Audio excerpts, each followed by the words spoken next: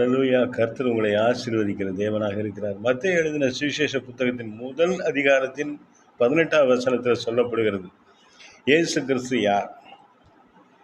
இயேசு கிறிஸ்துவின் ஜனனத்தின் விவரமாவது, அவருடைய தாயாகிய மரியாள் யோசேப்புக்கு திருமணத்துக்காக நியமிக்கப்பட்டிருக்கையில் அவர்கள் கூடி வரும் முன்னே, அவர்கள் திருமணம் செய்து அவர்கள் சேர்ந்து வாழ்வதற்கு முன்பே மரியாள் பரிசுத்த ஆவியினாலே கர்ப்பவதி. ஆனால் இது யாராலும் நம்ப முடியல. அநேகர் இதை மார்க்கங்கள் பேசுகிறாங்க, இல்லைங்க அப்படிலாம் இல்லை, அவங்க அப்படி பரிசுத்த ஆவியால் நிரம்ப முடியாது, அவங்க கர்ப்பவதி ஆக முடியாது, இது ஏதோ தவறானதுன்னெலாம் பேசுகிற மக்கள் இன்றைக்கி இருக்கிறாங்க. இயேசு கிறிஸ்து அப்படி பிறக்கிறதுக்குள்ள ஒரு சாதாரண மனுஷன்தான் அப்படின்லாம் பேசுகிறாங்க. முதல் படைக்கப்பட்ட மனிதனை ஒரு மார்க்கம் சொல்லுது. அவன் தேவனுடைய ஜீவ சுவாசம் பூமியின் மண்ணிலேருந்து எடுத்தார்.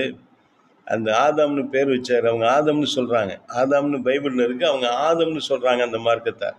அதை ஏற்றுக்கொள்கிறாங்க. அந்த ஆதமுடைய விலா எலும்புலேருந்து ஏவாள் அவ்வான்னு சொல்கிறாங்க, எடுக்கப்பட்டாங்கங்கிறத அவங்க நம்புகிறாங்க. ஆனால் இயேசு பரிசுத்த ஆவியினால் மரியாள் கர்ப்பவதியாகி அதில் அவங்க பிறந்தார்னு சொல்கிறத அவங்க ஏற்றுக்கொள்ளலை. ஏன்னு சொன்னால், சாத்தான் அந்த உலக மக்களுடைய கண்களை குருடாக்குறான். இன்றைக்கு இயேசு கிறிஸ்துடைய அந்த ஜனனம் மக்கள் நம்பியாகணும். ஏன்னா முதல் மனிதனை எதுலேருந்து பிறக்கிறான்? தெய்வத்திலேருந்து தான் வரான்.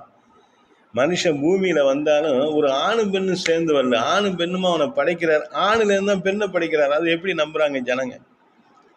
சரி, இன்னொருத்தருக்கு டார்வின் கொள்கைக்கு வந்துடுவோம். குரங்குலேருந்து மனுஷன் வந்தானா குரங்கு எதுலேருந்து வந்துச்சு? குரங்குலேருந்து மனுஷன் வரான். குரங்குடைய பரிணாம வளர்ச்சி அப்படின்னு சொன்னால், இப்போ முதல் குரங்கு எங்கேருந்து வந்துச்சு? அப்போ அந்த குரங்கு இன்னொரு குரங்கோட சேர்றதுக்கு அந்த இன்னொரு குரங்கு எங்கேருந்து வந்தது? யோசனை பண்ணி பாருங்கள். எத்தனை மகரந்த சேர்க்கை தாவரங்களில் நடக்குது. எவ்வளவோ உலகத்தில் அதிசயமாக படைச்சிருக்கிறார் ஆண்டவர்.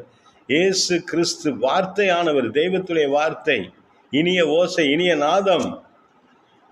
அந்த தெய்வத்துடைய வார்த்தை மாம்சமாக பிறக்குது. அந்த தெய்வத்துடைய வார்த்தை மாம்சமாகுது, மரியாளுடைய வயிற்றில் உற்பத்தி ஆகுது. இன்றைக்கு முதல் மனிதன் எப்படி படைக்கப்பட்டான்னு நம்புகிற அத்தனை பேரும் இயேசு கிறிஸ்துடைய பிறப்பை நம்பி ஆகணும். இயேசு கிறிஸ்து பாவங்களை தீர்ப்பதற்கு, பாவங்களை சுத்திகரிப்பதற்கு, மனிதனை பரிசுத்தமாக தெய்வத்துடைய ஸ்தானத்திலே கொண்டு போய் நிறுத்துவதற்கு கர்த்தருடைய வார்த்தையே மனிதனாக வருகிறது. அவர் கிருபையினாலும் சத்தியத்தினாலும் நிறைந்தவராக நமக்குள்ளே வாசம் பண்ணுகிறார். அவர் மரித்து உயிர்த்தெழுந்திருக்கிறார். பரிசுத்த ஆவியினாலே உற்பத்தி ஆகிறது. முதல் மனிதனே தேவனுடைய சுவாசமாய் இருக்கிறான். அல்லேலூயா! கர்த்தர் உங்களை ஆசீர்வதிப்பார்.